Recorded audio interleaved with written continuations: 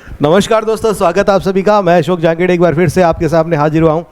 आज का टॉपिक जैसा कि आप स्क्रीन पर देख पा रहे हैं, सिमिली एंड मेटाफर की बात कर रहे हैं। हम बात कर रहे हैं लिटरेचर की। तो लिटरेचर में आज हम बात करेंगे फिगर्स ऑफ स्पीच में सिमिली और मेटाफर की। सिमिली जिसे आप हिंदी में कहें तो उपमा अलंकार भी कहते हैं, और यदि आप मेटाफर की बात करें तो मेटाफर को आप रूपक अलंकार कहते हैं। तो आज बेसिकली हम बात करने वाले हैं अलंकारों की। अलंकार एक तरह के भाषाई आभूषण होते हैं। जिस तरह से आभूषणों का वर्ण करके, आभूषणों को पहन करके इंसान जो है अपनी सुंदरता में चार चांद लगा देता है, उसी तरह से भाषाई अलंकारों का प्रयोग करके इंसान क्या करता है, भाषा को भी चार चांद लगा देता है।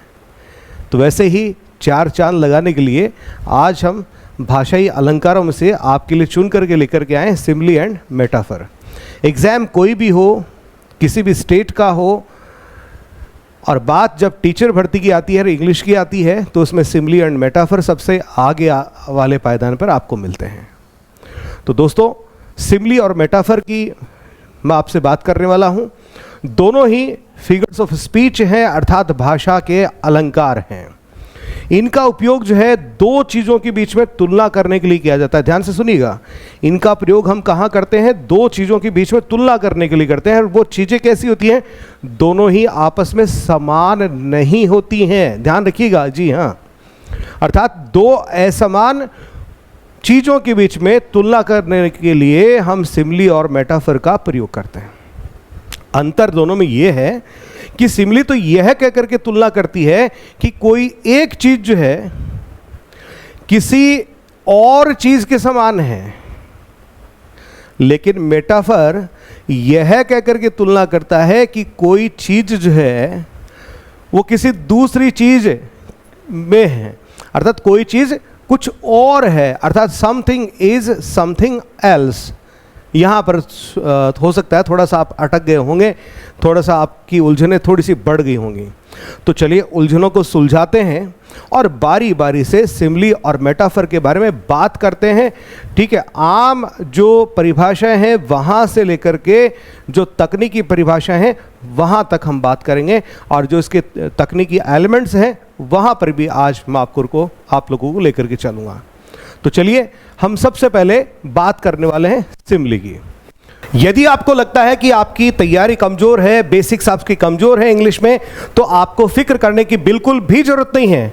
तो ऐसे विद्यार्थी जो ये पाते हैं कि हमारे बेसिक्स कमजोर हैं, तो उन विद्यार्थियों के लिए भी बहुत शानदार कोर्स है। और वो विद्यार्थी जो एवरेज से ऊपर है या एडवांस्ड है, उनके लिए तो ये रामबाण है, पैनासिया है। तो हमने आपके लिए तैयार किया है फर्स्ट ग्रेड इंग्लिश और सेकंड ग्रेड इंग्लिश, जहां पर आपको लाइव क्लासेस, रिकॉर्डेड क्लासेस मिलती हैं, ई नोट्स एंड पीडीएफ्स मिलते हैं, वो भी प्रिंटेबल। याद रखिएगा, प्रिंटेबल, आप उनको प्रिंट भी कर सकते हैं। इसके अलावा मॉडल टेस्ट पेपर्स हैं, डाउट सॉल्विंग सेशंस हैं, 5000 से भी ज़्यादा क्वेश्चंस हैं, और वो भी स्टैंडर्ड वाले हैं। कम इंटरनेट के अंदर बेस्ट वीडियो क्वालिटीज़ आपको मिलने वाली हैं, और वीडियो ऑफलाइन डाउनलोड की सुविधा भी आपके लिए है। और सबसे बड़ी बात, प्रीवियस ईयर्स के जो क्वेश्चंस हैं हमने उनको बहुत ही मनोवैज्ञानिक तरीके से आपके लिए हल किया है, और पूरा कंटेंट जो है वो मनोवैज्ञानिक तरीके से प्रस्तुत किया गया है। इसीलिए मैं दावे के साथ कह सकता हूं कि बेसिक से लेकर के एडवांस सभी विद्यार्थियों की जो डिमांड्स होती है उनको पूरा करेगा हमारा ये आज का कोर्स हमने जो लॉन्च किया है। इसके अलावा फर्स्ट ग्रेड के अलावा हमने यहाँ पर सेकंड ग्रेड का भी आपके लिए लॉन्च किया है। दोनों का कॉम्बो पैक भी आपके लिए अवेलेबल है, और जीके का भी आपके लिए अवेलेबल है। ज़्यादा जानकारी के लिए आप यहाँ स्क्रीन पर नीचे दिए गए नंबरों पर संपर्क कर सकते हैं, और सबसे पहले आपको डाउनलोड करना है स्काई एजुकेयर ऐप। तो मोटे तौर पे देखिए, यहाँ पर खैर मैंने कुछ पोर्शन जो है इंग्लिश में ऑलरेडी टाइप्ड मैंने आपके लिए लिया है। उद्देश्य इसके पीछे ये है कि ज़्यादा मुझे लिखने का श्रम नहीं करना पड़े, थोड़ा सा समय की बचत हो जाए। ठीक है, और मैं थोड़ा सा इसको अपने शब्दों में एक्सप्लेन आपके सामने साथ साथ में करते हुए चलूँगा। ठीक है, तो देखिए सिमिली क्या है, एक लिटरेरी टर्म है जहां पर आप दो अलग अलग चीज़ों की तुलना करने और उनके बीच में एक सामान्य गुण यानी कोई कॉमन क्वालिटी दिखाने के लिए लाइक या एज जैसे शब्दों का प्रयोग करते हैं। फिर से सुन लीजिएगा, दो अलग अलग चीज़ें हैं लेकिन आपको उनमें कोई समानता दिखाई पड़ती है, कोई कॉमन क्वालिटी दिखाई पड़ती है, ठीक है। और उस समानता को स्थापित करने के लिए आप क्या करते हैं, लाइक और एज जैसे शब्दों का प्रयोग करते हैं। लेकिन ध्यान रखिएगा कि एक सिमिली जो है एक सामान्य तुलना अर्थात सिंपल कंपैरिजन से थोड़ी सी अलग होती है, क्योंकि यह आम तौर पर दो असमान चीज़ों के बीच में तुलना करती है। कौन? सिमिली। तो सबसे पहले तो आपको यह जानना जरूरी है कि एक सिंपल कंपैरिजन क्या होता है, फिर हम बात कर पाएंगे सिमिली की और फिर हम बात करेंगे मेटाफर की। तो चलिए बात करते हैं यहाँ पे, लेकिन चंद लाइनें मैं इससे रिलेटेड यहाँ पर लिख देता हूँ ताकि आपके काम में आएंगी ये चीज़ें।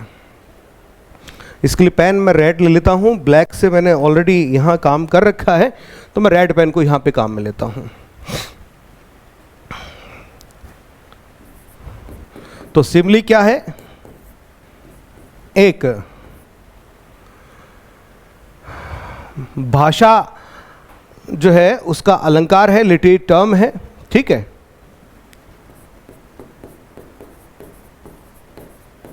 एक लिटरेरी टर्म है जहां आप दो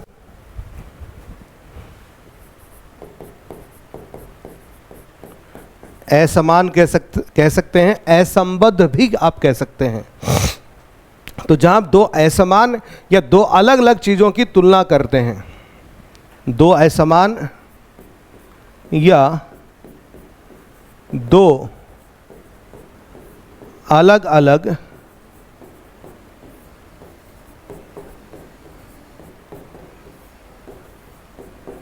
चीज़ों की तुलना करने, ठीक है।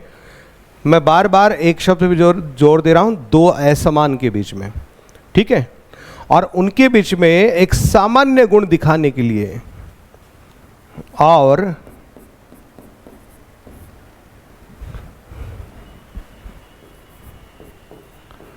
उनके बीच में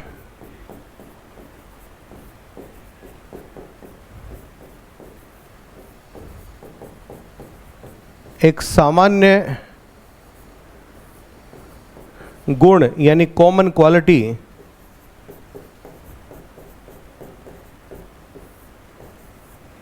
दिखाने के लिए लाइक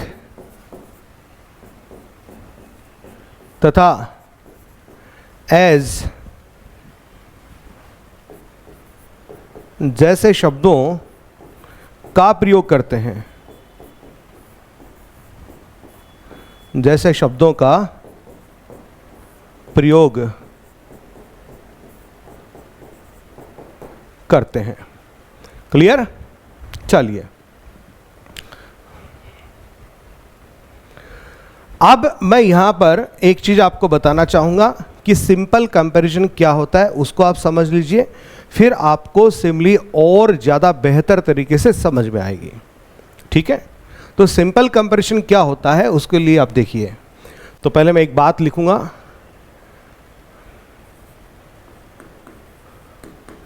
सिमिली एक सिंपल कंपैरिजन से अलग होती है। क्लियर? अब सिंपल कंपैरिजन क्या है सुनिएगा।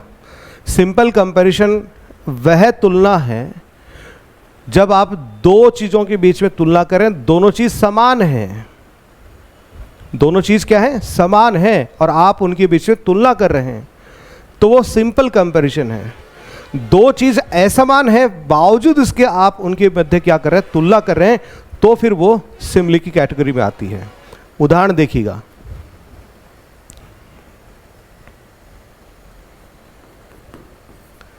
She looks like you. इस वाक्य का मतलब क्या हुआ कि वह तुम्हारी तरह से दिखती है। तो यहां पर शी और यू इन दोनों के बीच में तुलना करी गई है। अब शी ये भी एक ह्यूमन बीइंग है और यू आप भी एक ह्यूमन बीइंग है।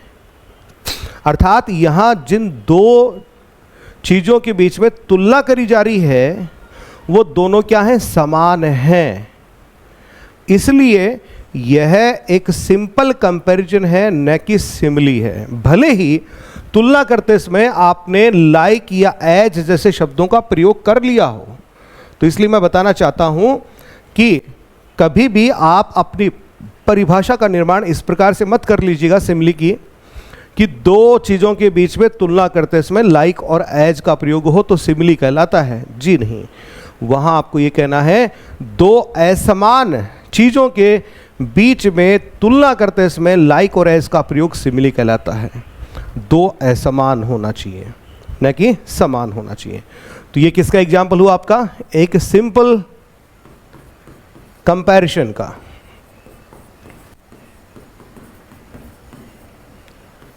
Simple comparison. अब जरा एक सिमिली का एग्जाम्पल देखिएगा। She smiles like a flower. अर्थात वह एक फूल की तरह से हंसती है। अर्थात यहां पर तुलना करते समय शी और अ फ्लावर इन दो के बीच में तुलना करी जा रही है। शी क्या है, एक ह्यूमन बीइंग है। अ फ्लावर ये ह्यूमन बीइंग तो नहीं, नॉन ह्यूमन बीइंग है। ठीक है, तो दोनों क्या हैं, असमान हैं।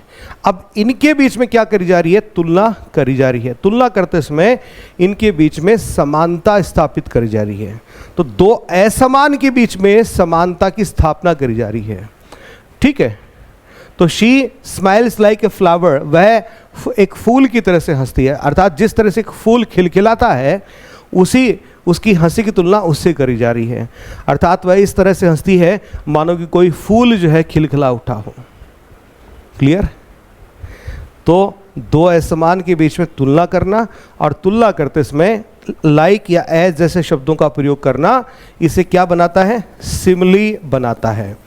ठीक है, यहाँ पर जरूर गौर कीजिएगा कि सिमिली शब्द जो है इसी से अंग्रेजी भाषा में शब्द तैयार हुआ है सिमिलर।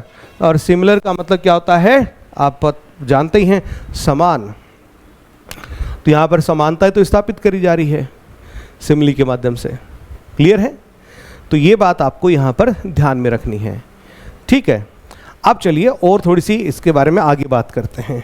सिलसिलेवार तरीके से चलेंगे, धीरे धीरे इसमें चलेंगे कि सबसे पहले अब हम बात करेंगे यहाँ पे, ये तो अपने ले लिया था,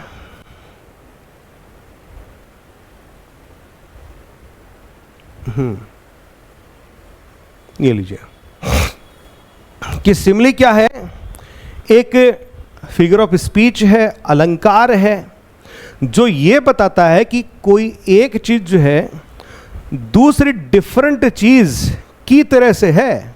अर्थात एक चीज दूसरी चीज जो कि उससे अलग है, उन दोनों में समानता है। ठीक है, और ऐसा हम क्यों करते हैं, अर्थात सिमिली का प्रयोग हम क्यों करते हैं, ताकि हम जिस चीज़ का वर्णन कर रहे होते हैं, डिस्क्रिप्शन कर रहे होते हैं, उसको ज़्यादा एम्फैटिक और ज़्यादा विविड, एम्फैटिक का मतलब सशक्त और विविड का मतलब होता है ज्वलंत, सजीव बनाने के लिए हम ऐसा करते हैं।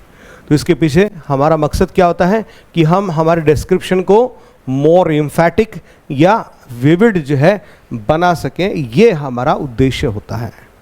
तो आप समझ गए होंगे, दो असमान के बीच में तुलना करना और तुलना करते समय लाइक और एज जैसे शब्दों का प्रयोग करना उसे सिमिली बनाता है। अब चलिए सिमिली के मैं आपको कुछ कॉमन पैटर्न्स बताता हूँ, अर्थात कुछ ऐसे पैटर्न्स जिनमें हम सिमिली का प्रयोग पाते हैं। ठीक है, तो आप यहाँ एक छोटी सी हेडिंग ले लेते हैं, common patterns of similes. Common patterns.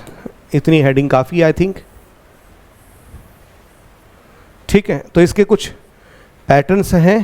पहला पैटर्न, इसमें हम किस तरह से इसको लेते हैं, जैसे हम किसी चीज़ का यहाँ पर नाम लिखते हैं, समथिंग इसको बोल देते हैं, फिर हम यहाँ पर स्टेटिव वर्ब का प्रयोग करते हैं।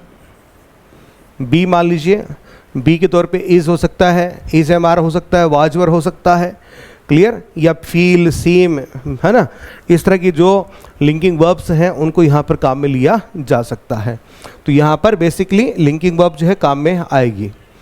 फिर उसके बाद में आप एज का प्रयोग करते हैं। एज के प्रयोग के बाद में फिर आप कोई एडजेक्टिव जो है उसे काम में लेते हैं, क्लियर। और फिर से आप एडजेक्टिव लेकर के आते हैं और फिर वो चीज़ जिसके साथ हम तुलना करते हैं उसको लेकर के आते हैं। तो ये इसका एक पहला पैटर्न है। जैसे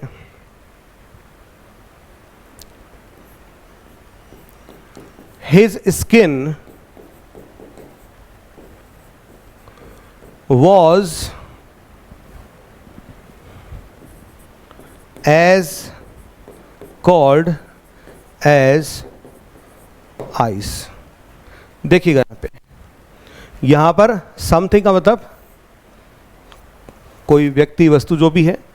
हिज स्किन समथिंग हो गया, फिर बी का प्रयोग वाज, फिर एज का प्रयोग, और यहाँ पर एडजेक्टिव हमने लिया कोल्ड, और फिर अगले समथिंग की जगह हमने लिखा आइस। वाक्य को पूरा पढ़िए। His skin was as cold as ice, अर्थात उसकी त्वचा इतनी ठंडी थी, कितनी ठंडी थी भैया, बर्फ की तरह से ठंडी थी। तो यहाँ पर एक तरफ तो हिज स्किन हो गया और उसकी तुलना किससे करी है, बर्फ से करी गई है। तुलना करते समय एज का यहाँ पर प्रयोग किया गया है। ये एक बहुत ही कॉमन पैटर्न है सिमली का, जो हम अक्सर देखते रहते हैं। चलिए अब दूसरे पैटर्न पे चलते हैं। इसके पैटर्न नंबर 2,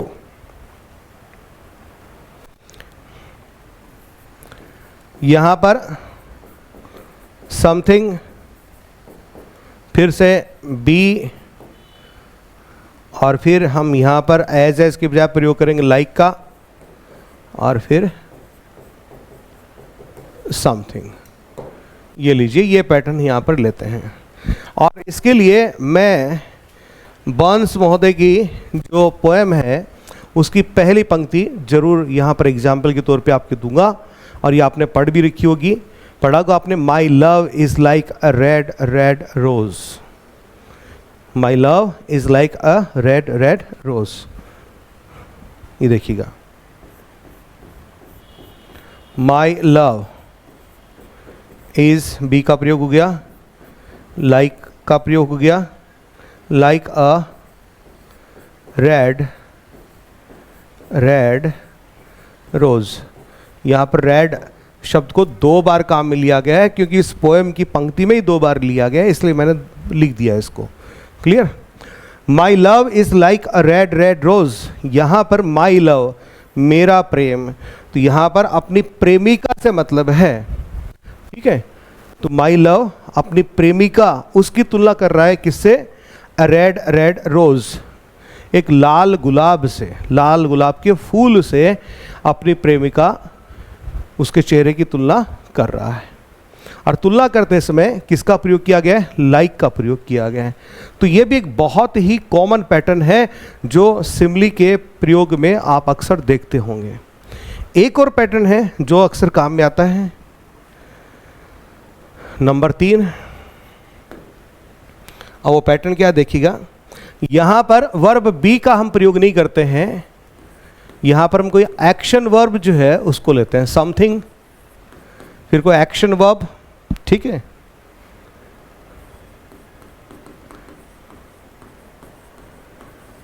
और फिर हम लाइक का प्रयोग करेंगे, न कि एज का, और फिर जिससे तुलना कर रहे हैं उसको लिखेंगे समथिंग। ये लीजिए, क्लियर। जैसे ही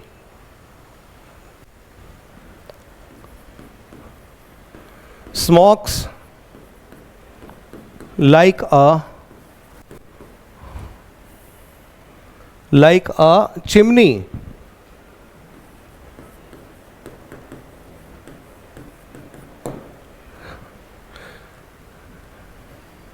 He और चिमनी,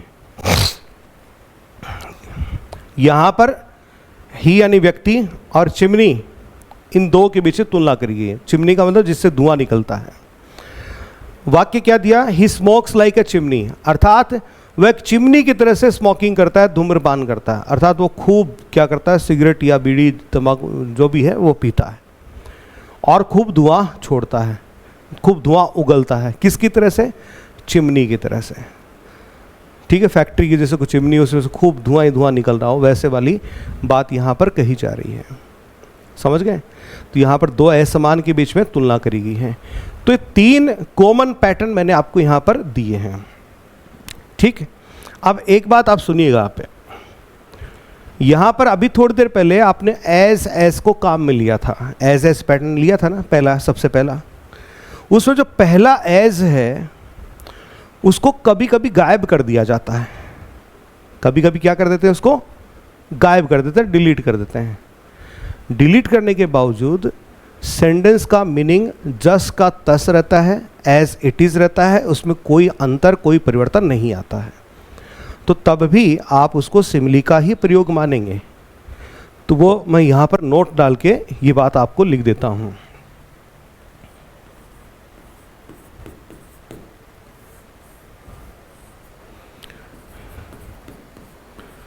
एज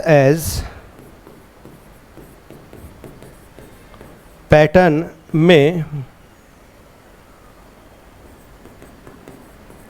फर्स्ट एज को सप्रेस भी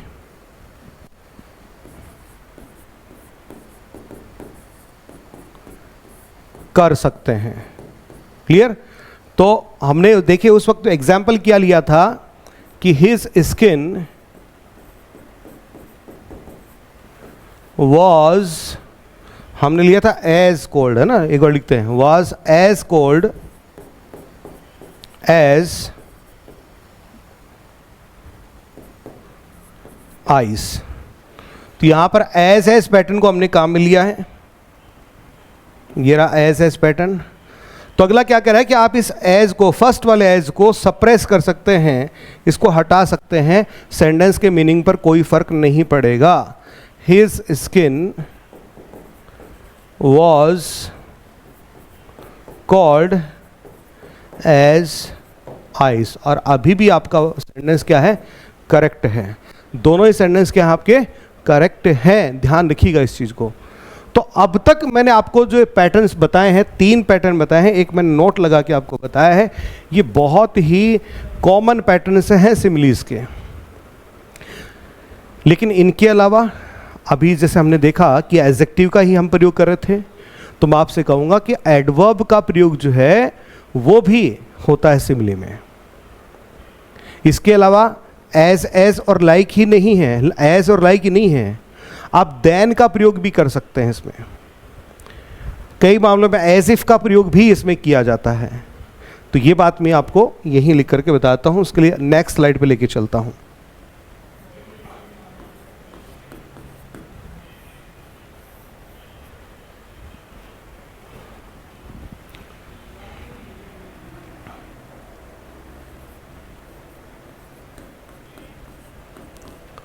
उपरोक्त पैटर्न्स में हम एडजेक्टिव के अलावा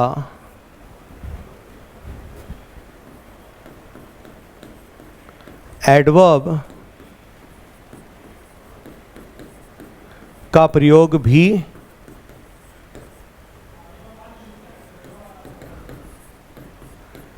कर सकते हैं। एज तथा लाइक के अलावा देन या एज इफ का प्रयोग भी होता है।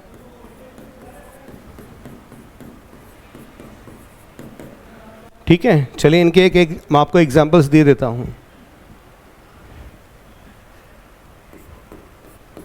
जैसे ही ran as fast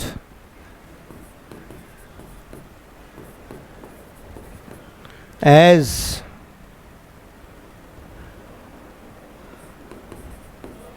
the wind, अर्थात वह हवा के जितना तेज दौड़ा।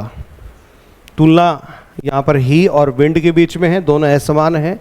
तुलना करते हुए आप एज का प्रयोग कर रहे हैं, लेकिन यहां पर आपने फास्ट शब्द जो लिया है, ये फास्ट शब्द क्या कर रहा है, इस मैन वर्ब को मॉडिफाई कर रहा है। रैन, रैन एंड दौड़ा, तो आप उससे पूछ लो हिंदी में कैसे दौड़ा भैया। अब कैसे का जो भी आंसर आएगा मैन वर्ब से, तो वो क्या होगा, कोई ना कोई एडवर्ब ऑफ मैनर होगा। क्लियर। तो यहाँ पर फास्ट शब्द क्या है, एक एडवर्ब है। तो एडजेक्टिव ही नहीं, आप एडवर्ब का प्रयोग भी यहाँ पर कर सकते हैं। और देखिए देन का प्रयोग देखिए, he is larger than life. यहां पर तुलना करने के लिए आपने देन का प्रयोग किया, न कि एज का, न कि लाइक का। और तुलना किसके बीच में, ही और लाइफ के बीच में है, दो असमान के बीच में है। तो दो असमान के बीच में तुलना करते हुए आपने किसको काम में ले लिया, यहां पर देन को काम में ले लिया है। ठीक है। और देखिए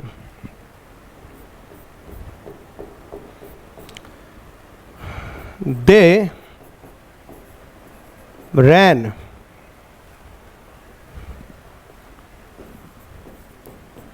as if for their lives, वो ऐसे दौड़े मानो अपनी जिंदगी बचाने के लिए दौड़े हों। तो दे और देयर लाइव्स के बीच में तुलना होगी, और आपने काम में क्या ले लिया, एज इफ को काम में ले लिया। हालांकि ये थोड़े से अनकॉमन पैटर्न है, इसीलिए मैंने बार बार आपसे क्या कहा कि पिछली स्लाइड पे जो मैंने पैटर्न्स लिए हैं, 1 2 और ये 3, 1 2 और ये वाला 3, ये सबसे ज़्यादा प्रयुक्त होने वाले पैटर्न्स हैं सिमली के। तो दोस्तों यहाँ तक मैंने मोटा मोटी आपको सिमली की डेफिनेशन बताई, फिर सिमली के कुछ कॉमन पैटर्न से मैंने आपको रूबरू करवाया है। अब मैं सिमली जो है उसकी तकनीकी पक्ष की तरफ अब आपको लेकर के चलता हूँ। अब तकनीकी पक्ष क्या है उसको आप समझने की कोशिश कीजिएगा। किसी एग्जाम में खुदा न खास्ता, ईश्वर ना करे, यदि इस तरह का प्रश्न आ गया तो मैं दावे के साथ कहता हूं कि 90% स्टूडेंट जो है इस प्रकार के तकनीकी प्रश्नों का उत्तर देने में सक्षम नहीं होंगे। Yes, I dare say that. ठीक है। और एंड व्हाई शुड आई से 90%? I must say 95% of the candidates won't be able to answer this question if the question is asked technically. ठीक है। तो किस तरह के टेक्निकल सवाल की मैं बात कर रहा हूं उसको आप देखिए। ठीक, इसको मैं समझाने के लिए यहां पर हिंदी में जैसे आप सिमली को बोलते हैं उपमा अलंकार, तो वहां से मैं आपको कुछ शब्दावलियां लेकर के आता हूं, उनकी सहायता से आपको एक्सप्लेन करता हूं। तो सुनिएगा, ध्यान से सुनिएगा इसमें। इसके लिए पहले मैं आपको अगली स्लाइड पे लेके चलता हूं। क्लियर? चलिए, ठीक है। अब आप यहां स्क्रीन पे देख रहे होंगे, सिमली टिपिकली कंसिस्ट ऑफ 4 की कंपोनेंट्स, अर्थात किसी सिमली के अंदर मोटे तौर पे 4 एलिमेंट पाए जाते हैं। क्लियर? पहला होता है टेनोर या टॉपिक। टेनोर या टॉपिक, हिंदी में आप इसे कह सकते हैं उपमेय। उपमेय आप इसको कह सकते हैं। इसका मतलब होता है जिसकी तुलना की जाती है, जिसकी तुलना की जाती है, ठीक है, अर्थात सब्जेक्ट ऑफ द कंपैरिजन, जिसकी तुलना की जाती है। फिर इसमें होता है व्हीकल। व्हीकल का देखिए मतलब क्या होता है, ऑब्जेक्ट ऑफ द कंपैरिजन। जी हाँ, ऑब्जेक्ट ऑफ द कंपैरिजन, इसको हम हिंदी में बोलते हैं उपमान। जी हाँ, उपमान, अर्थात जिससे तुलना की जाए, जिससे तुलना की जाए। और फिर होता है इवेंट। क्या होता है, इवेंट। इवेंट का मतलब आप इसको हिंदी में बोलेंगे वाचक शब्द, ठीक है, अर्थात जो उपमेय और उपमान की क्या करे, समानता बताए, उसको हम क्या बोलते हैं, इवेंट, एक्ट और स्टेट, ठीक है। इसके अलावा आपके पास यहां पर एक शब्द और है, कंपैरेटर। कंपैरेटर का मतलब होता है तुलना करने के लिए जिन शब्दों का हम प्रयोग करते हैं वो आपका क्या कहलाएगा, कंपैरेटर कहलाएगा। क्लियर, ठीक है। यहां पर एक शब्द और है अपने पास में, और वह है शेयर्ड प्रॉपर्टी, अर्थात समान गुण धर्म, समान गुण धर्म। समान गुण धर्म का मतलब होता है उपमेय और उपमान में पाए जाने वाला एक विशेष गुण जो दोनों में समान है, उसको आप शेयर्ड प्रॉपर्टी कह सकते हैं। क्लियर है, चलिए। तो आपको यहां पर मुख्य तौर से 4 एलिमेंट मिल गए, टॉपिक और टेनोर, व्हीकल, इवेंट और कंपैरेटर। अब आगे बढ़ते हैं। अब जरा एक सेंटेंस को आप यहां पर देखिएगा। मैंने सेंटेंस से मेल खाता हुआ एक तस्वीर जो है वो भी आपके लिए यहां पर चयन किया है। वाक्य क्या लिखा ऊपर देखिएगा, the room feels like Antarctica, कि ये कमरा जो है वो किसकी तरह से लगता है, ये अंटार्कटिका की तरह से लगता है। अब कमरे के चारों तरफ देखिए क्या दिख रहा है आपको, बर्फ ही बर्फ दिख रही है। ऐसा कब कहा जाएगा किसी रूम के बारे में कि ये कमरा जो है मुझे एक अंटार्कटिका जैसा लगता है। अंटार्कटिका में चारों तरफ क्या होती है, बर्फ ही बर्फ होती है, अर्थात वहाँ अत्यधिक ठंड पड़ती है। तो इसका मतलब जब आपका रूम काफ़ी भयंकर रूप से ठंडा हो जाए तब आप ये वाक्य कह सकते हैं कि the room feels like Antarctica, कि ये कमरा जो है मुझे अत्यधिक ठंडा लग रहा है। कहने का तात्पर्य यही तो होगा आपका जब आप ये वाक्य बोलते हैं, ठीक है। तो वैसी तस्वीर मैंने आपके सामने यहाँ पर रखी है, ठीक है। अब इसमें जो अभी जिन कंपोनेंट्स की या जिन एलिमेंट्स की हम बात कर रहे थे, उन एलिमेंट्स को हम यहां पर देखते हैं, ठीक। तो यहां पर द रूम,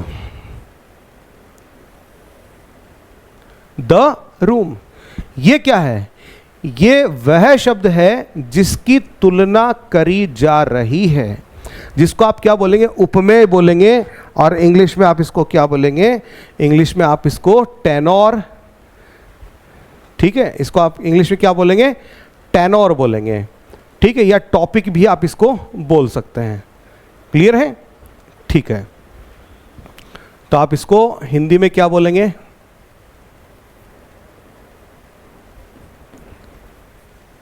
उपमेय, और आप इंग्लिश में इसको टेनोर या टॉपिक इसको कह सकते हैं।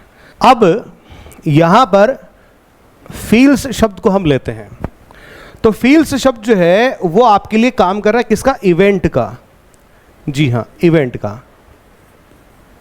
इवेंट का मतलब जो किसी एक्ट या फिर स्टेट जो है उसको शो करेगा। क्लियर।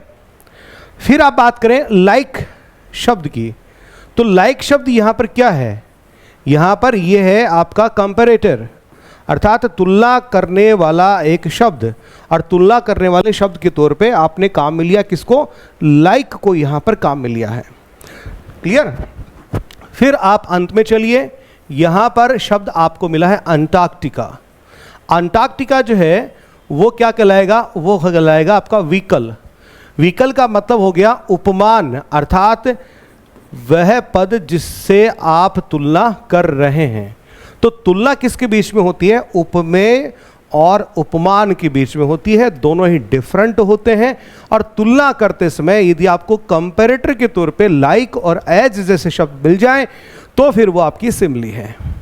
तो यहाँ पर तकनीकी शब्द जो है मैंने उनकी आपको यहाँ पर जानकारी दी है, लेकिन एक तकनीकी शब्द जो है मैंने अभी तक आप लोगों से छुपा के रखा है। छुपा के क्यों रखा है उसकी वजह भी थोड़ी देर में स्पष्ट भी कर दूंगा। वो छुपाया क्या है वो देखिए। यहां पर मैं एक शब्द काम में लूंगा, शेयर्ड प्रॉपर्टी। शेयर्ड प्रॉपर्टी को आप यूं समझ लीजिए, कॉमन क्वालिटी। कॉमन क्वालिटी अर्थात समान गुण धर्म आप इसको कह सकते हैं। शेयर्ड प्रॉपर्टी का मतलब क्या हो गया? समान गुण धर्म, अर्थात उपमेय और उपमान में पाया जाने वाला समान गुण, वो क्या कहलाएगा? शेयर्ड प्रॉपर्टी कहलाएगा। लेकिन जरा इस वाक्य को आप देखिए, the room feels like Antarctica. क्या इसमें मैंने आपको कोई ऐसा शब्द दिया जिसके बारे में आप ये कह सकते हैं कि सर ये शब्द जो है ये हमें रूम शब्द में भी उपलब्ध है और अंटार्कटिका में भी उपलब्ध है? नहीं कह सकते। तो इसके लिए मैं आपको एक अलग तरह का वाक्य है, अलग तरह के स्ट्रक्चर के साथ में लिख करके देता हूं, फिर हम इसकी चर्चा करते हैं। क्लियर? ये देखिएगा, द रूम इज एज, मेरे ख्याल में ब्लैक पेन से अपने को लिखना चाहिए, यहाँ पे रेड थोड़ा सा कम आपको नजर आएगा यहाँ पे, है ना? ब्लैक पेन को मैं थोड़ा यहाँ पे काम में ले लेता हूँ। The room is as cold as Antarctica. अर्थात ये कमरा जो है अंटार्कटिका की तरह से ठंडा है या उसके जैसा ठंडा है। क्लियर? अब देखिए, द रूम ये क्या है? आपका उपमेय अर्थात टेनोर है। क्लियर? यहां पर इज जो है ये आपका इवेंट है जो किसी एक्शन वर्ब या स्टेट को शो करता है। फिर इसके बाद में आपने एज का प्रयोग किया है, तो एज आपके लिए यहां पर क्या है भाई? एज है आपके लिए कंपैरेटर। ठीक है? और अंटार्कटिका पहले की तरह से आपके लिए क्या है? व्हीकल है, अर्थात उपमान है। समझ गए? अब शब्द बच गया आपके सामने कोल्ड, अर्थात ठंडा। कोल्ड, कोल्ड शब्द जो है एक शेयर्ड प्रॉपर्टी है, अर्थात सामान्य गुण है जो इस रूम में भी है और जो इस अंटार्कटिका इनमें भी है। अर्थात उपमेय में भी है और उपमान में भी है, अर्थात टेनोर में भी है और व्हीकल में भी है। तो अब आप समझ गए होंगे कि शेयर्ड प्रॉपर्टी का मतलब होता है एक ऐसा सामान्य गुण जो टेनोर और व्हीकल अर्थात उपमेय और उपमान दोनों में पाया जाता हो और वाक्य में मौजूद हो। वाक्य में मौजूद हो, तब वो आपका क्या कहलाता है? शेयर्ड प्रॉपर्टी कहलाता है। प्रॉपर्टी का मतलब संपत्ति होता है, लेकिन यहां अर्थ किससे है? गुण से है, अर्थात एक ऐसा गुण जो इन दोनों में उपलब्ध है। और इसी आधार पर तो आप तुलना कर रहे थे। यहां पर इस वाक्य के अंदर शेयर्ड प्रॉपर्टी जो उसको अंडरस्टैंड करना पड़ रहा था, समझना पड़ रहा था, दिया नहीं गया था।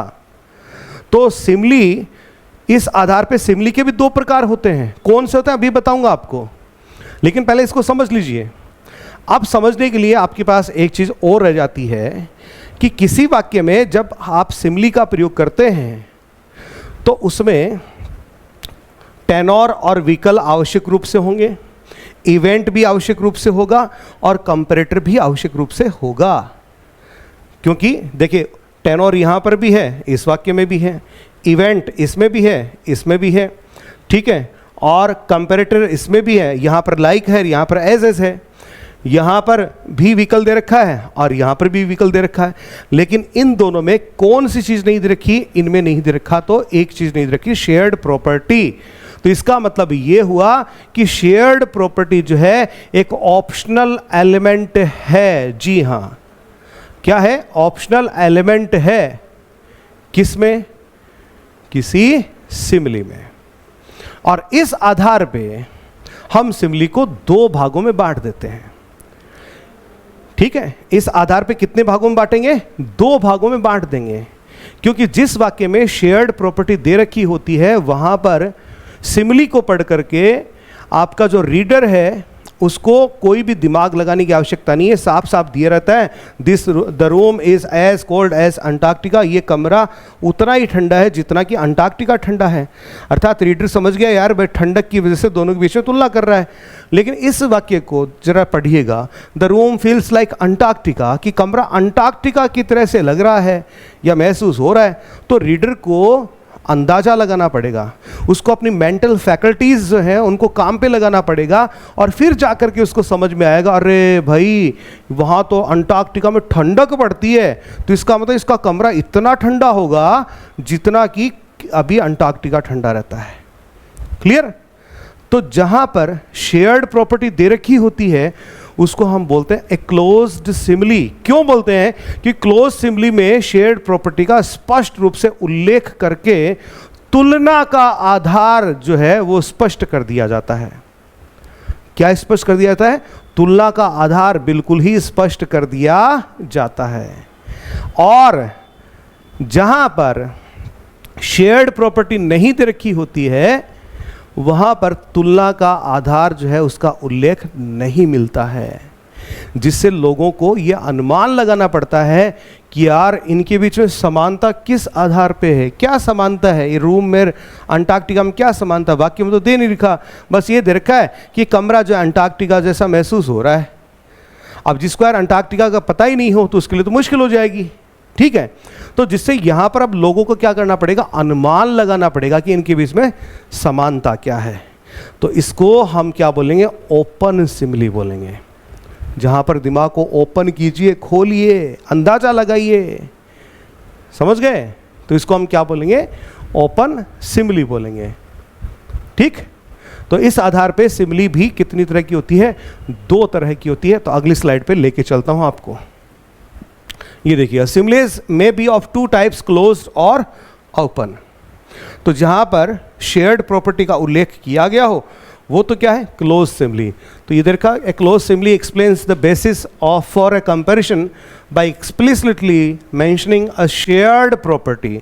ये देखा, शेयर्ड प्रॉपर्टी दे रखी होती है। ठीक है, तो हिंदी में लिख देता हूं। जिस सिमिली में शेयर्ड प्रॉपर्टी अर्थात सामान्य गुण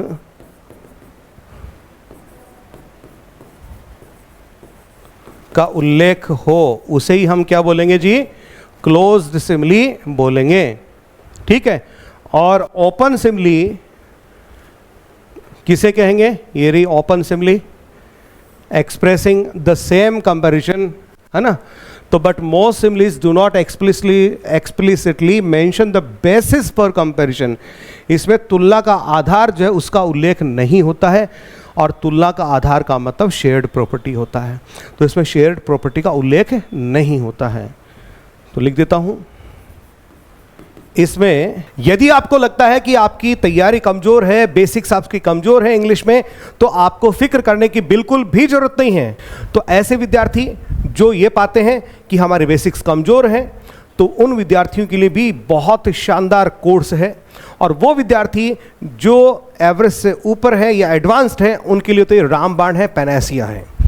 तो हमने आपके लिए तैयार किया है फर्स्ट ग्रेड इंग्लिश और सेकंड ग्रेड इंग्लिश, जहां पर आपको लाइव क्लासेस, रिकॉर्डेड क्लासेस मिलती हैं, ई नोट्स एंड पीडीएफ्स मिलते हैं, वो भी प्रिंटेबल। याद रखिएगा, प्रिंटेबल, आप उनको प्रिंट भी कर सकते हैं।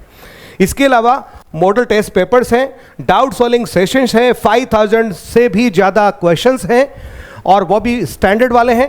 कम इंटरनेट के अंदर बेस्ट वीडियो क्वालिटीज आपको मिलने वाली हैं, और वीडियो ऑफलाइन डाउनलोड की सुविधा भी आपके लिए है। और सबसे बड़ी बात, प्रीवियस ईयर्स के जो क्वेश्चंस हैं हमने उनको बहुत ही मनोवैज्ञानिक तरीके से आपके लिए हल किया है, और पूरा कंटेंट जो है वो मनोवैज्ञानिक तरीके से प्रस्तुत किया गया है। इसीलिए मैं दावे के साथ कह सकता हूं कि बेसिक से लेकर के एडवांस सभी विद्यार्थियों की जो डिमांड्स होती है उनको पूरा करेगा हमारा ये आज का कोर्स हमने जो लॉन्च किया है। इसके अलावा फर्स्ट ग्रेड के अलावा हमने यहाँ पर सेकंड ग्रेड का भी आपके लिए लॉन्च किया है। दोनों का कॉम्बो पैक भी आपके लिए अवेलेबल है, और जीके का भी आपके लिए अवेलेबल है। ज़्यादा जानकारी के लिए आप यहाँ स्क्रीन पर नीचे दिए गए नंबरों पर संपर्क कर सकते हैं, और सबसे पहले आपको डाउनलोड करना है स्काई एजुकेयर ऐप। तुलना का आधार अर्थात शेयर्ड प्रॉपर्टी का उल्लेख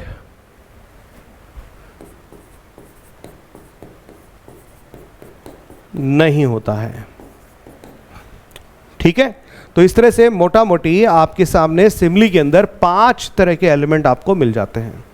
पहला होता है आपका टॉपिक या टेनोर, दूसरा होता है आपका इवेंट, तीसरा होता है आपका कंपैरेटर, ठीक है, चौथा होता है आपका अभी जो मैंने कहा शेयर्ड प्रॉपर्टी, और अंतिम आपका होता है व्हीकल। क्लियर? तो ये है आपका सिमली। अब चलिए, अब हम अपनी बात शुरू करेंगे मेटाफर से। अब हम बात कर रहे हैं मेटाफर अर्थात रूपक अलंकार। अब रूपक अलंकार क्या होता है तो उसको मैं आपको थोड़ा सा बता दूं। अभी अभी हमने हिंदी शब्दावलियों का प्रयोग किया है, तो मैं यहाँ पर थोड़ा सा हिंदी की शब्दावलियों को यहीं पर लगे हाथ काम में ले लेता हूँ। अभी मैंने क्या बताया, जहाँ पर उपमेय और उपमान के बीच में तुलना करी जाती है, लाइक और एज जैसे शब्दों का प्रयोग किया जाता है, यही मैंने आपको बताया। अब मैं कहूँ यहाँ पर उपमेय और उपमान के बीच में बिल्कुल ही अंतर को खत्म कर दिया जाता है, इनमें कोई अंतर दिखाई नहीं पड़ता है। अर्थात यहाँ पर उपमेय और उपमान के बीच के भेद को समाप्त करके उसे एक जैसा कर दिया जाता है। जी हाँ, इसमें कंपैरेटर यानी लाइक और एज और शेयर्ड प्रॉपर्टी अर्थात सामान्य गुण, ये बिल्कुल भी आपको नहीं मिलेंगे। ना तो लाइक मिलेगा, ना एज मिलेगा, ना कुछ और मिलेगा। शेयर्ड प्रॉपर्टी ये भी इसमें नहीं मिलेगा। ठीक है, आसान भाषा में कहूँ तो जब एक वस्तु पर दूसरी वस्तु को आरोपित कर दिया जाता है, अर्थात एक वस्तु को दूसरी वस्तु का रूप दिया जाए, तो रूपक अलंकार कहलाता है। रूप दे दिया जाए, रूप। जैसे मैं कहूँ सर मोदी तो भगवान है, मोदी तो क्या है, भगवान है। मैंने ये नहीं कहा मोदी तो भगवान जैसे हैं। अब मोदी तो भगवान जैसे हैं ऐसा कहते ही तो वो किसका स्वरूप हो जाएगा, वो हो जाएगा उपमा की, अर्थात मैं मोदी को भगवान की उपमा दे रहा हूँ। ठीक है, यहां तो मैं मोदी को बिल्कुल भगवान के सदृश, भगवान के रूप में देख रहा हूं, और क्या करूं, मोदी तो भगवान है। क्लियर? अब यहां पर तुलना करते समय मोदी को मैंने क्या कहा, भगवान कहा। मोदी और भगवान दोनों डिफरेंट हैं, तुलना है। फिर भी मोदी को भगवान से मैंने तुलना करी और भगवान को मैंने स्थापित कर दिया किसमें, मोदी में। ठीक है, अब इस तरह से हमने क्या किया, उपमेय और उपमान दोनों के बीच के अंतर को मिटा दिया। यानी कोई एक चीज को मैंने दूसरी चीज कह दिया, अर्थात मोदी को मैंने भगवान कह दिया। ठीक है, मोदी को मैंने क्या कह दिया, भगवान कह दिया। तो यही क्या होता है आपका मेटाफर अर्थात रूपक अलंकार होता है। तो देखिए, पहले तो इसके शाब्दिक परिभाषाओं पे चलते हैं। थोड़ी सी मुझे स्पेस चाहिए होगी, यहीं ले लेते हैं। तो यहां पर हम बात किसकी करने वाले हैं, मेटाफर अर्थात रूपक अलंकार।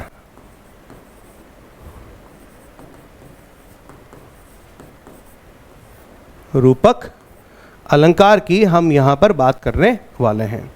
तो यहाँ पर हम क्या करेंगे, एक वस्तु पर दूसरी वस्तु को आरोपित यहाँ पर कर देंगे। ठीक है, अब मेटाफर शब्द जो है, पहले इसको ही देख लीजिए आप। मेटाफर शब्द जो है खुद दो शब्दों से मिलकर के बना है। जी हाँ, दो शब्दों से मिलकर के इसका निर्माण हुआ है। ग्रीक भाषा के से इसकी उत्पत्ति मानी गई है। मेटा और फेरो, जी हाँ, मेटा और फेरो शब्दों से मिलकर के इसका निर्माण हुआ है।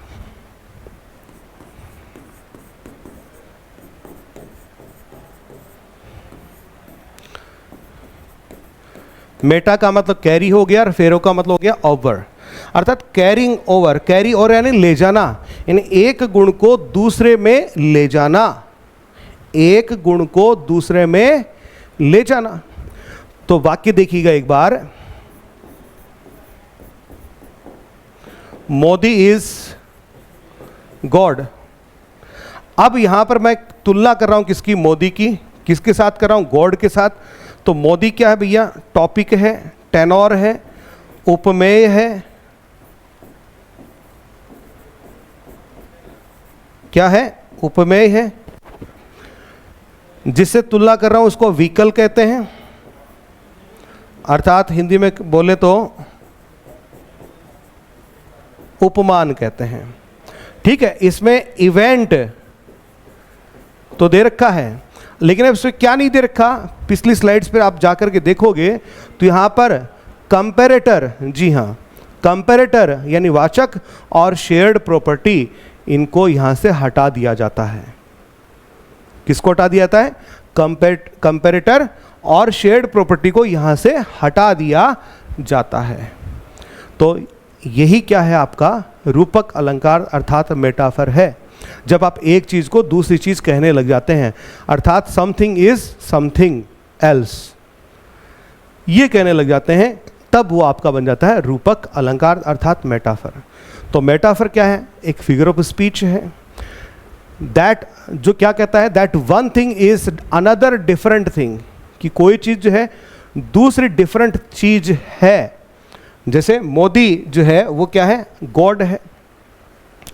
ठीक, तो यहां पर यदि हम स्ट्रक्चर की बात करें मेटाफर की, तो इसका एक बहुत ही साधारण सा स्ट्रक्चर जो है आपके सामने उपस्थित होता है। और वो साधारण सा स्ट्रक्चर क्या है वो देख लीजिए, यहां लिख लेते हैं अपन इसको, या अगली स्लाइड पे लेके चलें, चलिए यहीं ले लेते हैं। यहां पर मैंने ऑलरेडी यहां पे आपके लिए ले रखा है। ठीक, the simplest form of metaphor is the first thing is a second thing. जैसे लुक एट दिस एग्जाम्पल, इस एग्जाम्पल को देखिएगा कि her home was a prison. Her home, उसका घर जो है वो क्या है, एक जेल है, अ प्रिजन। अर्थात यहां पर घर क्या है, उपमेय है, और अ प्रिजन जेल क्या है, उपमान है। तो उसने ये नहीं कहा कि उसका घर जो जेल की तरह से है या जेल के समान है, ऐसे उसने नहीं कहा। उसने सीधे क्या कहा, घर को जेल कह दिया, किसी चीज को और चीज कह दिया। तुलना भी है। तो इस तरह से देखा जाए तो मेटाफर जो है किस प्रकार की तुलना है, ए डायरेक्ट कंपैरिजन। क्या है, प्रत्यक्ष तुलना है। जबकि सिमिली जो है वो डायरेक्ट कंपैरिजन नहीं बल्कि इनडायरेक्ट में आएगा। क्लियर? तो मेटाफर क्या हो गया, एक डायरेक्ट कंपैरिजन जो है वो आपके लिए बन गया है। तो यहीं पर एक बात लिख देते हैं,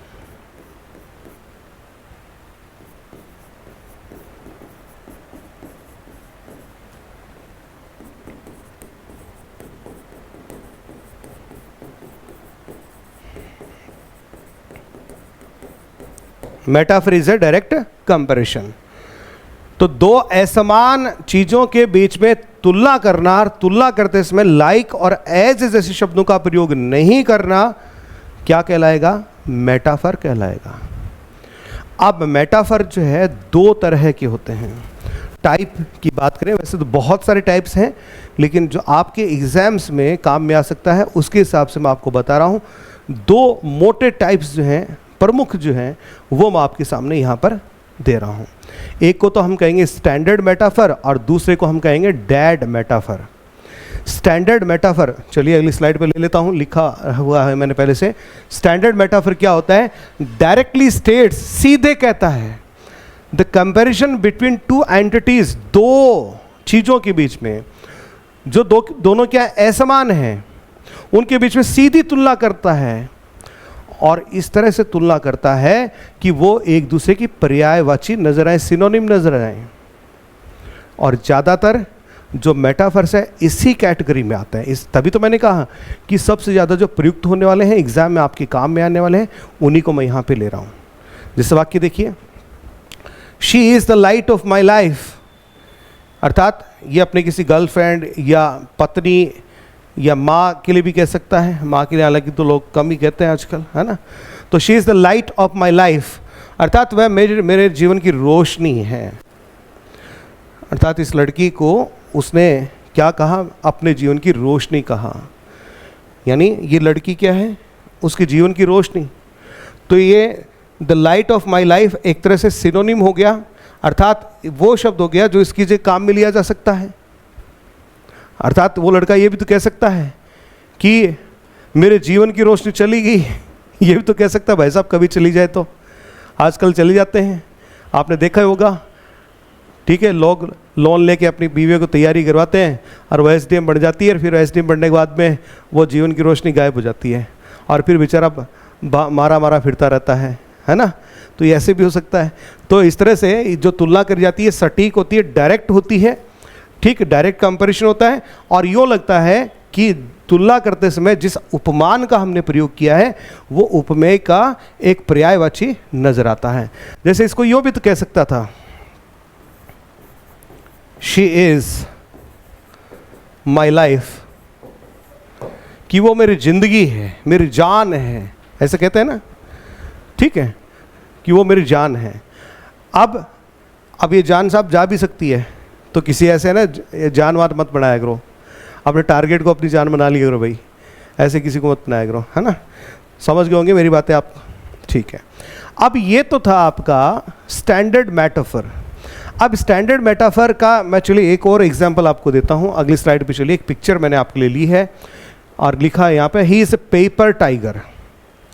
यानी ही कोई व्यक्ति की बात चल रही है और उसकी तुलना किससे कर रहा है? ए पेपर टाइगर से। ये नहीं कह रहा कि वह एक पेपर टाइगर की तरह से। पेपर टाइगर जान गए, कागजी शेर, अर्थात जो दिखने में तो शेर जैसा दिखता होगा लेकिन कलेजा चूहे जैसा, अर्थात कायर व्यक्ति, जो बड़ी बड़ी बातें करता कि मैं बहादुर हूँ लेकिन अंदर से बहादुर नहीं होता है, इस प्रकार के व्यक्ति को हम कागजी शेर कहते हैं। तो मैंने ही की तुलना किससे करी है? एक पेपर टाइगर से करी। लेकिन तुलना करते समय मैंने लाइक और एज जैसे शब्दों का जरा भी प्रयोग नहीं किया। ये सिमली का एग्जाम्पल नहीं है, ये किसका एग्जाम्पल है? मेटाफर का एग्जाम्पल है। क्लियर? और देखिएगा, एक एग्जाम्पल और मैंने आप लोगों ने लिया है, इंटरेस्टिंग सा मुझे लगा तो मैंने ले लिया यहाँ पे, कि America is a melting pot. America को क्या कहा गया? एक मेल्टिंग पॉट कहा गया है। वैसे मेल्टिंग पॉट क्या होता है? एक कंटेनर होता है इन विच मेटल्स और other materials are melted and mixed. आपने कभी देखा हो, मैंने तो देखा भी, किया भी है, क्योंकि हमने तो वो सोने चांदी का काम भी किया भाई, सुनारों वाला काम भी कर रखा है हमने तो, ठीक है। तो उसमें एक छोटा सा एक पात्र होता है, तो उस पात्र में कोई धातु रखते हैं, सोना या चांदी, जिसको गलाना होता है, ठीक है, और उसको तेज आग के हम हवाले कर देते हैं और उसमें कुछ एक पदार्थ जो है, सुहागा बोलते हैं हम अपनी भाषा में इधर तो, ठीक है, वो डाल देते हैं और फिर वो पिघलने लग जाता है। तो ये देखिए मेल्टिंग पॉट इस तरह से है, मेल्टिंग पॉट। अब ये तो इसकी फिजिकल एक्शन वाली परिभाषा रही कि मेल्टिंग पॉट क्या होता है, लेकिन यहाँ जो मेटाफोरिकल मीनिंग है, अर्थात इसको कहना क्या चाहते हो भाई, वो एक डायलॉग आता है ना 3 इडियट्स में, कहना क्या चाहते हो, तो मेटाफर में वही होता है, कहना क्या चाहते हो। तो हम कहना क्या चाहते हैं, ओरिजिनल सेंस इसका क्या है? एक कंटेनर, ठीक है, एक ऐसा कंटेनर होता है जिसके अंदर, मतलब अमेरिका एक कंटेनर की तरह से है जिसके अंदर दुनिया की बहुत सारे लोग, बाकी की दुनिया से बहुत सारे लोग आते हैं, बहुत सारी कल्चर के लोग आते हैं, बहुत सारे रिलीजन के लोग आते हैं, यहाँ आते हैं, मिक्सअप हो जाते हैं, मिल जाते हैं, आपस में मिंगल हो जाते हैं। तो इस लिहाज से अमेरिका को क्या कहा गया है? एक मेल्टिंग पॉट कहा गया है। क्लियर? ठीक है। अब चलिए मैं आगे अब बात करूंगा डैड मेटाफर की। किसकी बात कर रहा हूं? Dad metaphor. अब डैड मेटाफर क्या होता है, ध्यान से सुनिएगा। थोड़ा सा कुछ लोगों के लिए टिपिकल हो सकता है, जिनको राहुल गांधी वाली समस्या हो उनको, है ना। तो डैड मेटाफर क्या है? एक मेटाफर तब डैड होता है, तब मृत माना जाता है, जब इसका प्रयोग इतनी बार कर लिया जाता है कि इसका अर्थ तुरंत ही आपको समझ में आ जाए, और इसमें प्रयुक्त होने वाली जो कल्पना शक्ति है जिसका आप इस्तेमाल करते हैं किसी चीज को समझने के लिए, वो कल्पना शक्ति खत्म हो जाए। फिर से सुनिएगा, डैड मेटाफर, हम उस मेटाफर को कहेंगे, एक ऐसी फ्रेज को कहेंगे जिसका मीनिंग एक्चुअल में कुछ और होता है, शब्दार्थ कुछ और होता है, भावार्थ कुछ और होता है, लेकिन चूंकि वो फ्रेज जो है इतनी ज्यादा बार काम में ले ली जाती है कि अब उसका भावार्थ जो है लोग सुनते ही जान जाते हैं, समझ जाते हैं। तो अब कभी भी लोगों का उसका शब्दार्थ पे ध्यान नहीं जाता, सीधे भावार्थ पे जाता है। किस पे जाता है? सीधे ही भावार्थ पे जाता है। अब लेखक जिसने पहली बार मेटाफर यूज किया होगा, कितनी चतुराई उसने लगाई होगी, ठीक है, और कितना मजाकिया उसने उसको बनाने की कोशिश किया होगा, वो सारा परिणाम व्यर्थ चला जाता है। नहीं समझ में आया होगा, समझा देता हूं, बता देता हूं, ठीक है। जैसे यहां पर एक फ्रेज ली गई है, to grasp the concept, to grasp the concept. Clear? अब आगे देखिएगा, the physical action to grasp. Grasp क्या है? एक फिजिकल एक्शन है, शारीरिक क्रिया है। कैसे है? शारीरिक क्रिया के तौर पे ग्रैस्प का मतलब होता है किसी चीज को कस करके पकड़ लेना, थाम लेना, वो ग्रैस्प कहलाता है, ठीक है। तो यहां पे देखिएगा, to grasp the concept, the physical action to grasp is used as a metaphor. इस फिजिकल एक्शन को एक मेटाफर के तौर पे काम में लिया गया है, जहां पर इस ग्रैस्प का मतलब क्या निकल रहा है? टू अंडरस्टैंड, समझना, ठीक है। इसका फिजिकल मीनिंग क्या निकल रहा है? किसी चीज को कस के पकड़ना। इसका मेटाफरिकल मीनिंग क्या निकल रहा है? अंडरस्टैंड। अब ये अंडरस्टैंड क्या है? Which is non physical action. कैसी एक्शन है? नॉन फिजिकल एक्शन है। But this phrase has been used so often, इस फ्रेज का इतनी बार प्रयोग कर लिया है लोगों ने, that most English speakers do not have an image of the physical action in their mind. इतनी बार इस फ्रेज का प्रयोग किया गया है कि अब किसी व्यक्ति के सामने जब यह कहा जाता है टू ग्रैस्प द कॉन्सेप्ट, तो उसके दिमाग में कभी भी ये जो फिजिकल एक्शन वाला मीनिंग है ना, वो कभी नहीं आता। वो सीधा इसका मतलब समझ जाता है। टू ग्रैस्प द कॉन्सेप्ट का मतलब क्या होता है? वो समझ जाता है कि यहां पर अगला कह रहा है to understand the concept. To grasp का मतलब वो उससे किससे ले लेता है? अंडरस्टैंड से ले लेता है। क्यों ले लेता है? क्योंकि इस फ्रेज का इतनी ज्यादा बार एक्सेसिव यूज हुआ है, ठीक है। This metaphor has died. इसकी वजह से इसके अंदर जो मेटाफर जो था वो मर चुका है। It is a dead metaphor. तो ये क्या कहलाएगा? डेड मेटाफर कहलाएगा। क्लियर? आगे बात समझो आपको। तो इस तरह से मेटाफर आपके सामने दो तरह के होते हैं, स्टैंडर्ड और डेड। आगे चलिए, यहां पर दो तस्वीरें मैंने आपके लिए रखी हैं जिनको देख करके आप समझ जाएंगे, ठीक है। जैसे मैं कहूं approaching a dead line, dead line. अब डेड लाइन शाब्दिक अर्थ पे जाओ तो भैया अर्थ क्या होता है? देखो, सोचो जरा। इसका एक्चुअल मीनिंग तो आप समझ गए होंगे, डेड लाइन, ठीक है। डेड लाइन का मतलब एक अंतिम समय सीमा, ठीक है। सड़क के ऊपर डेड लाइन अहेड लिखा हो, इसका मतलब आगे सड़क खत्म है, इसके आगे मत जाना भैया। पता चले कहीं गाड़ी जो है आपकी 100 फीट नीचे चलेगी। क्लियर? तो इसका मतलब समझ गए। अब इसमें आपको अपनी मेंटल फैकल्टी लगाने की जरूरत ही नहीं पड़ी। क्यों जरूरत नहीं पड़ी? क्योंकि आपने ये फ्रेज बहुत बार पढ़ चुके हैं आप लोग इसको।